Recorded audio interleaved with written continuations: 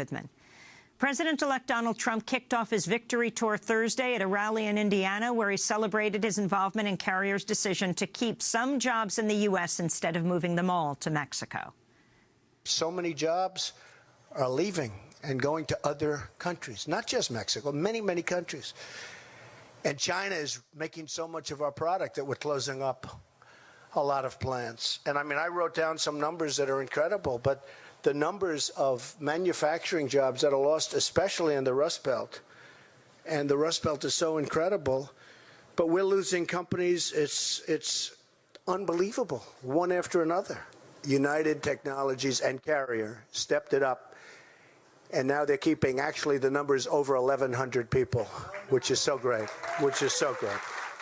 Carrier is a multi-billion-dollar company that makes air conditioners. The single largest customer of its parent company, United Technologies, is the Pentagon. Trump said the deal for Carrier to keep the jobs in-state reportedly includes a $7 million incentive package with tax breaks and reduced regulations.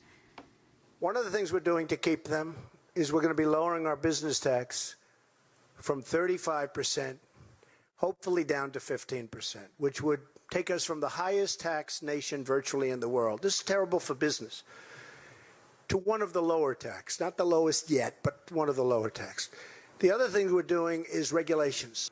About 6 years ago, 260 new federal regulations have passed, 53 of which affect this plant. 53 new regulations, massively expensive, and probably none of them amount to anything in terms of safety or the things that you'd have regulations for. Meanwhile, it's believed more than 1,000 workers for the company in Indiana will reportedly still lose their jobs. Carrier employees at the plant in nearby Huntington, Indiana, were handed letters under the header Company Update on Indianapolis Operations. The announcement read, quote, "While this announcement is good news for many, we recognize it is not good news for everyone. We're moving forward with the previously announced plans to relocate the fan coil manufacturing lines with the expected completion by the end of 2017.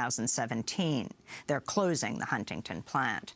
This comes as Donald Trump announced plans to leave his businesses. In a series of tweets Wednesday morning, he tweeted, "I will be holding a major news conference in New York City with my children on December 15th to discuss the fact that I'll be leaving my great businesses in total in order to fully focus on running the country in order to make America great again. While I'm not mandated to do this under the law, I feel it's visually important as president to in no way have a conflict of interest with my various businesses. Hence, legal documents are being crafted, which take me completely out of business operations. The presidency is a far more important task," he wrote. After Trump's Twitter announcement, the Office of Government Ethics responded with a tweet storm of its own, writing, quote, "Real Donald Trump, bravo. Only way to resolve these conflicts of interest is to divest. Good call.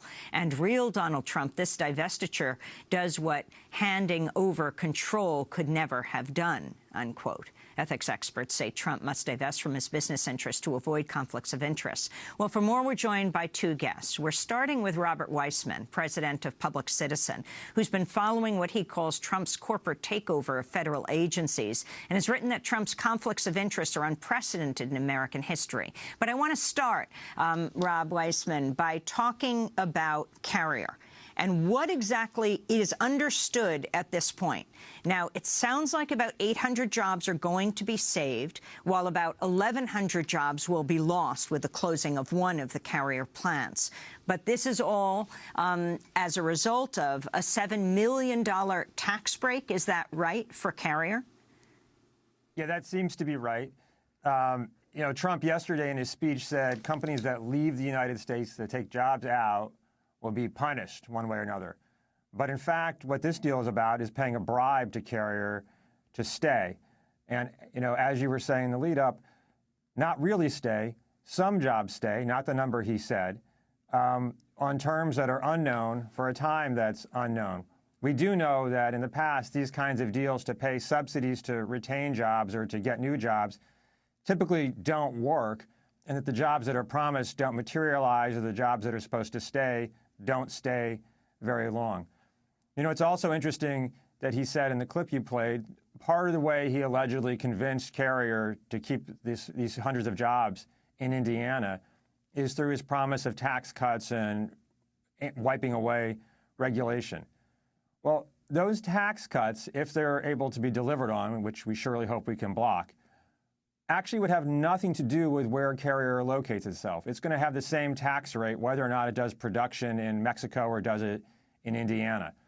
And in the regulations he talks about, you know, he has an aggregate number, but he doesn't name a single regulation that he thinks is unfair to Carrier or that does the wrong thing for the American people. So those kinds of regulations he's talking about wiping away include things like establishing that people who work long hours will be paid proper overtime compensation. Well, I wanted or reductions in climate emissions. I wanted to turn to Donald Trump speaking last March.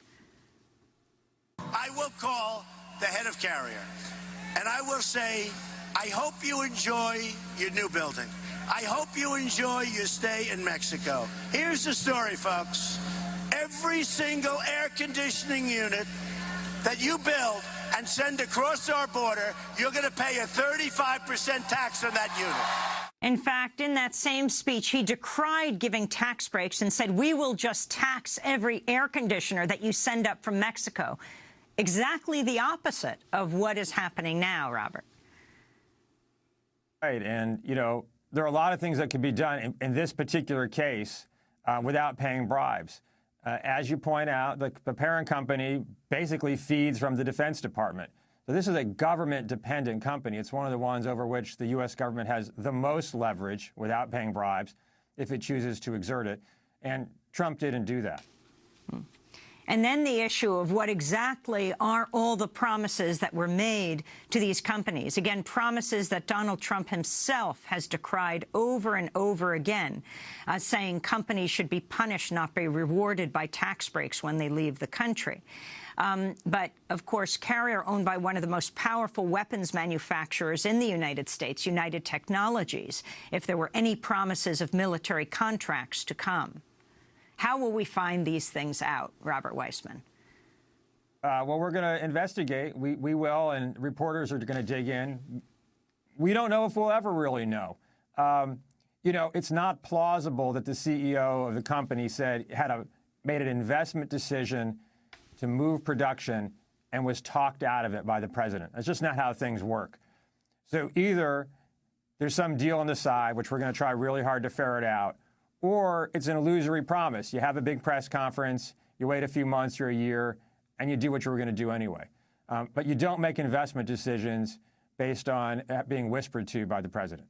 We're going to break, and when we come back, we're going to talk about, well, you blogged about this, Robert, saying that the president-elect has the most serious conflicts of interest in U.S. history. We're going to talk about one by one what are those conflicts and what you feel needs to be done. We're talking to Robert Weissman, president of Public Citizen. His recent piece for the Huffington Post, Trump's corporate takeover of federal agencies. His recent piece, Trump's conflicts of interest are unprecedented in American history. Stay with us.